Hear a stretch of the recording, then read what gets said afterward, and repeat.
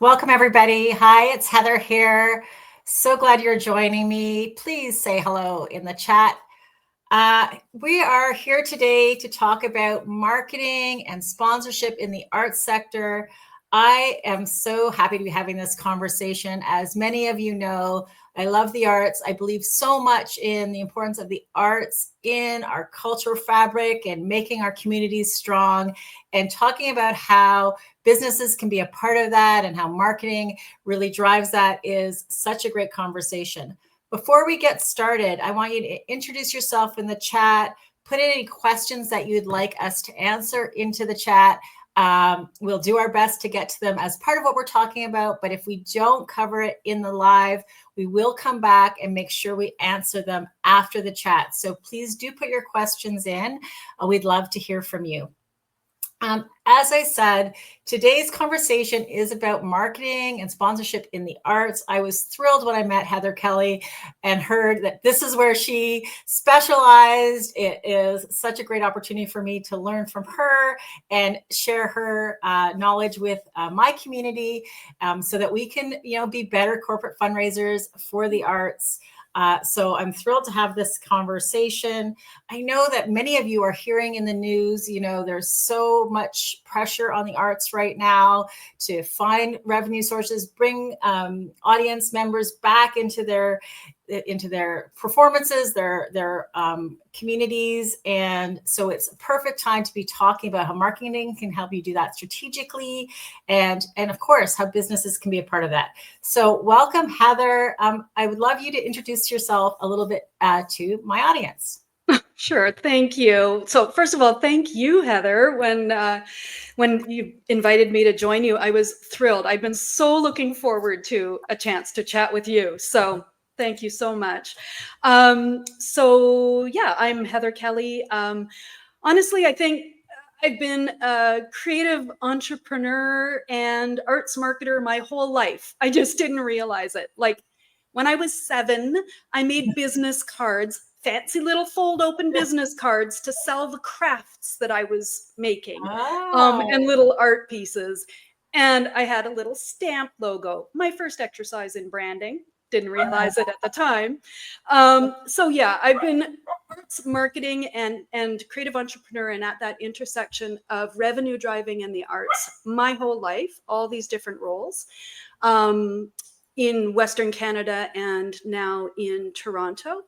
And I own and run 2 companies. One is HKC Marketing, which I started in 2002.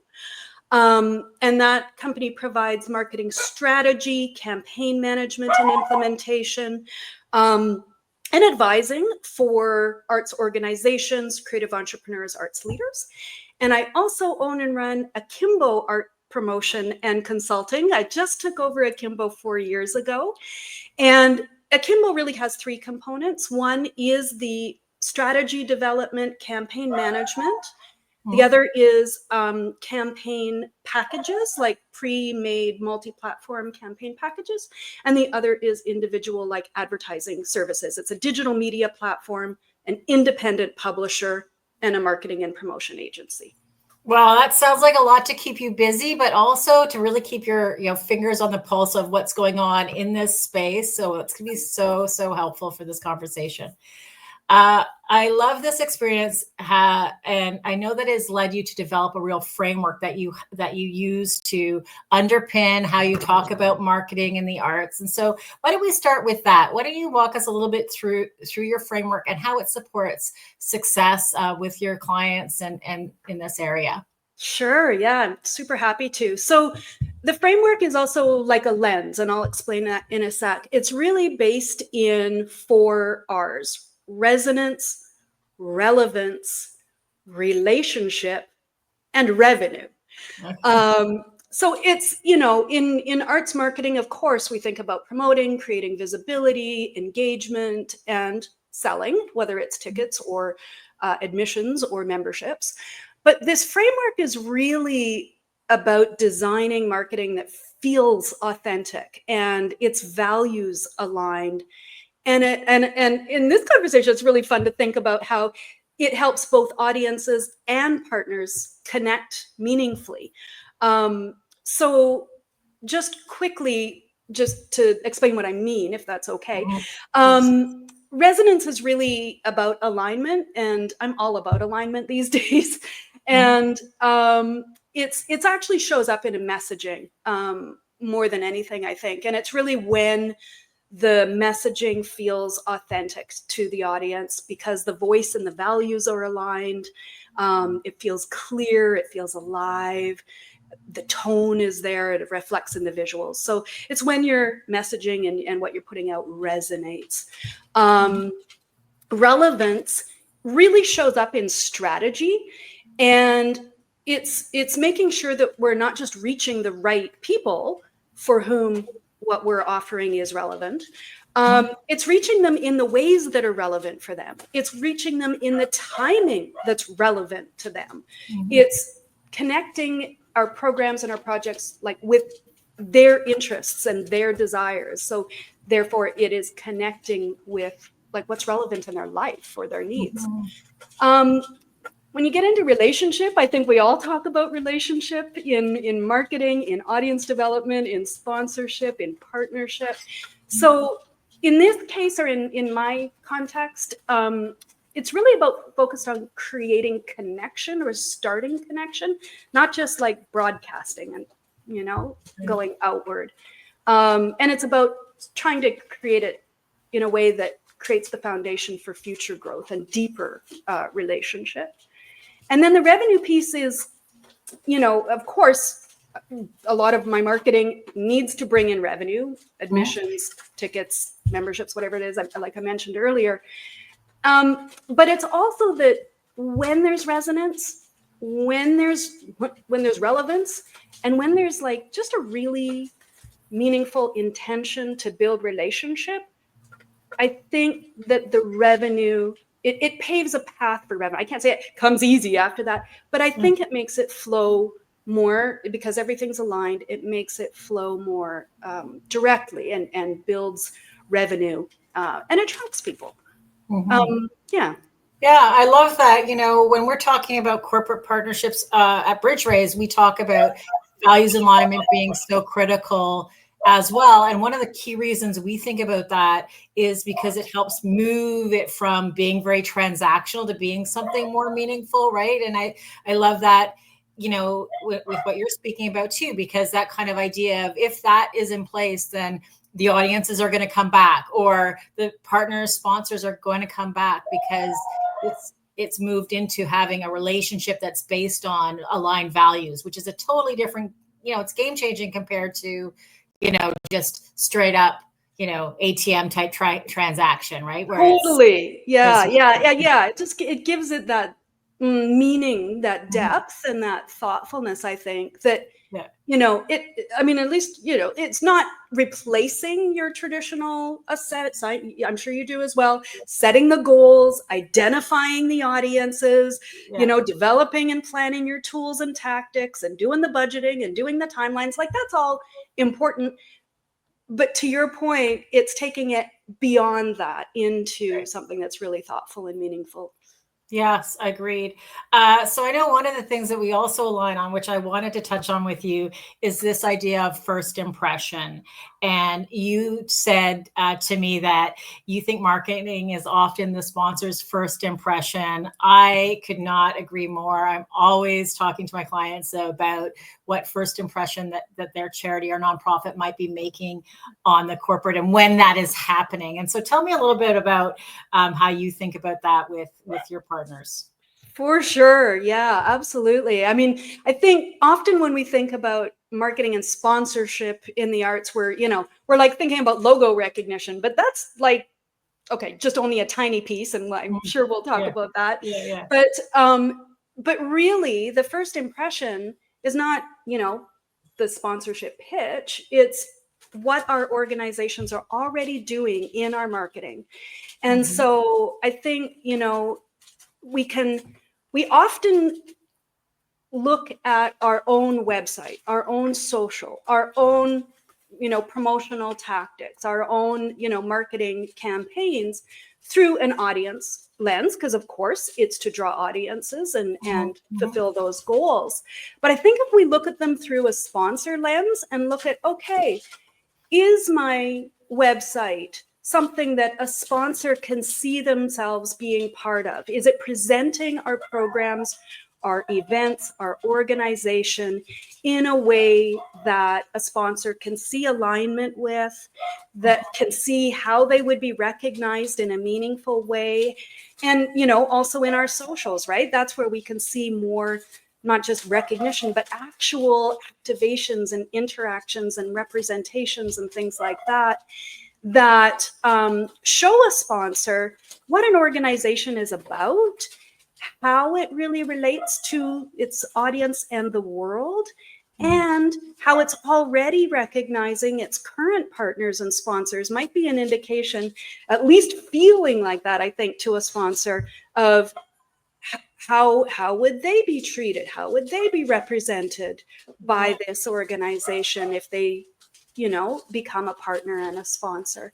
So I think we can think about what we're doing and how we're doing and where we're creating space, even in knowing that that's part of the first impressions that a sponsor is going to come across. They're probably going to check us out, right? Yeah. I love that, because I'm always saying to people, like, when you get an email from someone and you're deciding whether you're going to give them a call or not, what do? You go check out their LinkedIn page, you go check out their website. And if you go there and you're a corporate representative and there's not a single business represented anywhere on their things, are you going to think to yourself, yes, this is the call I'm going to take? No, you go to the next one and there's like a picture of a cool activation on their Instagram, and there's like an employee engagement thing on their LinkedIn. Then of course that's a call that you're more likely to take, because it feels like they're already thinking about organizations like you. So I could not agree more. I think well said. So much more upstream than the pitch. The pitch deck's like the next, like it's later down the relationship build.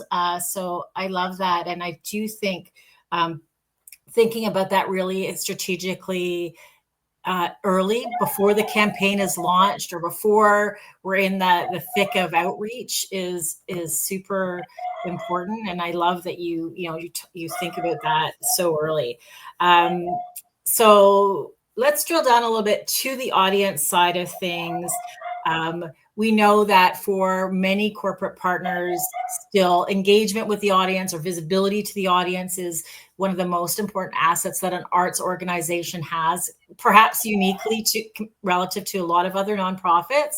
So tell me a bit about how you think about that and how you think of like sharing the audience, I guess, or delivering the audience to a corporate partner. Yeah. So it's really interesting, because we always think about in marketing knowing our audience, right? And again, it's all going back to making sure that everything we're choosing to do and how we do it is relevant. But I also really think that, it's not only about getting people in the door to an event. Our marketing shows who our audience is, like it reflects our audience as well as draws our audience. And I think that the data and insights that we have, meaning the better that we know our audiences, the better marketers we could be, but also the better we can align our sponsors and the better we can serve our sponsors. Mm-hmm. And so what I mean by that is there's a few different things I'm thinking about, Heather, and paths to go on. Yeah. But one of the ones that I'm thinking about is, so knowing the audience, but then creating the opportunity. That's how I'll address that. So, there's a lot of data out there, and I have to admit, I love data. I find it really useful. I'm not a data-driven person. That's a phrase that we hear a lot. Mm-hmm. I'm a human-driven person. I'm interested in human behavior patterns and in thought processes and motivations and interests. And I use, of course, quantitative data as well. Mm-hmm. It's very helpful. Mm-hmm. But in this case, it's interesting to know and helpful to know recency, frequency, motivating factors, all of those kinds of points of data, some that can be measured and some that are much more conversational, I think, in terms of gathering the data points. And so I think knowing those helps us both align our sponsors and who we're working with, our partnerships, but also the components within. You talk about the pitch deck, right? I mean, Yeah. people need to think about how are we aligning our sponsorship pitches with our audience and with how we're engaging our audience. I'll get to that part in a sec. Mhm. And before we get to the campaign implementation and recognition and activation stage, right? Like, marketing probably is going to have to deliver a lot of what is being pitched. And we have to make sure that it's aligned on, with the audience, with what's deliverable, and with what's what meaningful to the sponsor as Mhm. well. So the other piece of that you made me think about is even if it's very simplistic, but looking at the audience journey, like from all the touch points, right? So Mhm. it could be from information gathering stage, where are they getting info? Okay, a lot of that might be online. It might be picking up print materials, all of those. Decision-making points, ticket purchasing points, coming into a site or a building or, an event. Anyway, I mean, once you Mhm. map out all the different touch points that an audience person may have, even just coming into an event and organization, let alone how they can also relate to touch points that a sponsor might be a great partner in developing in a way that benefits both organizations. I think then you can really look at how do we, where are the opportunities to really incorporate in a real, again, authentic, not weird, Mhm. totally comfortable way that works for the sponsor, the audience, and the arts organization. Yeah. Please, let me know Yeah, if, love that. clarification on any of Yeah. that. So just Yeah, riffing. yeah. No, I love that. I feel like I want to recap 2 points for our Okay. audience. One, I think, is this idea of, going beyond being data driven to also looking for insights. Yeah. And I want to ask a question about that in a second. Sure. So I'm going to circle back to that, but really recognizing that is a piece, getting to know your audience, both from a data perspective, but also for an insight perspective, is important information for when you're setting up your partnerships and your sponsorship opportunities. I also love hearing this idea, and I think this is an idea people can really take away from this call is, if you map out your audience journey, that will reveal a number of different places where a corporate partner could be incorporated through an activation, through visibility, and mapping it out that way, all the different touch points, digital and otherwise, that you have with the audience reveals different places where an activation and or visibility can show up. And so when you're really thinking about, what kinds of, packages or offers you could put in front of a corporate partner, knowing, like, really having that journey super clear, will definitely reveal some opportunities. And I love both of those, because those really are a little bit unique to the art sector, is having that sort of audience journey that is, can be in a physical space. Often maybe there's a performance, maybe there's, a gallery or whatever, opportunity for interaction. I'd love to just talk a little bit more about that part of the experience. Now let's say we do have the audience in a space. What are the kinds of opportunities that you have seen? Maybe you can give us a couple of examples of opportunities you have seen to engage a corporate sponsor with their audience, so that it is more than, a logo on a sign, which admittedly is often part of it, but maybe, takes it into this relationship, a bit more authentic space. Yeah, I think that, both inside and outside the organizations, these activations are really where my head has been at with clients Mhm. recently. And, it really is going to depend on the kind of space available and what that journey is, right? Mhm. That creating opportunities for real human IRL Mhm. interactions, Mhm. I think is really key and really interesting and fun. Like some of the most fun things that I've been able to do related to creating marketing strategy that enhances a visitor experience or enhances an audience member's experience and adds more dimension and things like that, while also enhancing activation and creating that bridge. It's like engagement for a sponsor to build a relationship. Because I think what this comes back to is with a lot of our sponsorships in the arts, I think, and you could probably speak to this much better, but I think our sponsors are not just looking for visibility or exposure, right? I mean, they can pay for that with advertising and probably reach a lot more people.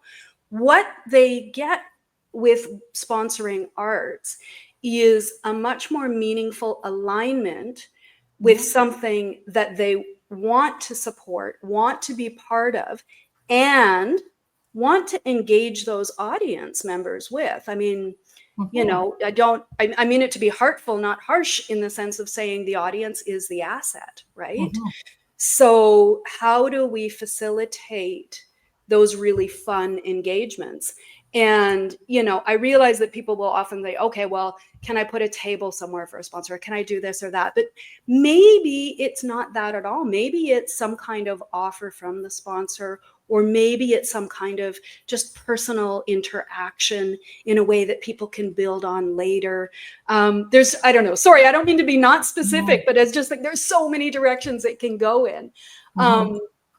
And I think too, I'll just riff a little further if you would like, is that, also some of the activations that I'm working on and talking with some of my clients about are also about engaging the arts organization's audience in third-party spaces in partnership with the client, again, or with the sponsor, in a way that's really aligned. And or in their own spaces, so that they can enhance their visitor or their client experience with the arts organization's experience. So a few examples just of recent conversations of that are a music presenter I'm working with is working with a financial institution, and we were just talking about engagement in their branches, and really focused on building community aspect. Another client I'm working with is a festival, and we were just talking about activating wine brands in a meaningful way, where the festival is activated throughout a region of the province. Another one is another one is actually an organization that's just launching their new site and their new destination. And so we're at the very beginning stages of creating the structures for marketing and needing to make sure that we're, starting now to talk about how do we create those opportunities for sponsor engagement, sponsor activation, and sponsor recognition as we're inventing things from the ground up for this organization. Yeah, I love it. I have a great example. I work with a arts festival in the east on the east coast of Canada, and they have a partnership where with a hotel chain, and an artist did a murals inside the lobby, and like a whole a whole demonstration art inside the lobby for this. And it was like fantastic, that it brought to life the art in the space of the corporate partner, and also ideally, increase the visibility of this festival to a new audience, right? Tourists that are in their community. So, I love those win-win examples. And I agree with you. I mean, I don't think we're leaving the place where there is name recognition through logos and things like that. I think that should be a part of it and can be a part of it. But to your point, like when you're thinking back to your 4R framework that you introduced at the beginning, if you really want to get relevance and values alignment, resonance, those sorts of things, it kind of has to jump off the wall or the, or the sign in order for it to really engage an audience. And I think that, that's true within the art sector. That's true generally, I think, for where we're going with sponsorships, that, if there's something that is true in these tighter economic times, if for those who are feeling that, that reality right now, being able to offer that next level experience as part of your package is what's going to stand you apart from other organizations, and make your sponsorships just so much more powerful. We only have a couple of minutes left, and I really want to touch on this because this comes up with my clients maybe more than any other, is the planning between marketing and sponsorship. And I did have this on my list that that you really think about this in the early stages. And your example just really got me fired up, because I love hearing that. I want to hear from your side about that, sort of bringing that revenue and fund or sponsorship side in from the beginning. What do you do to make sure that that happens?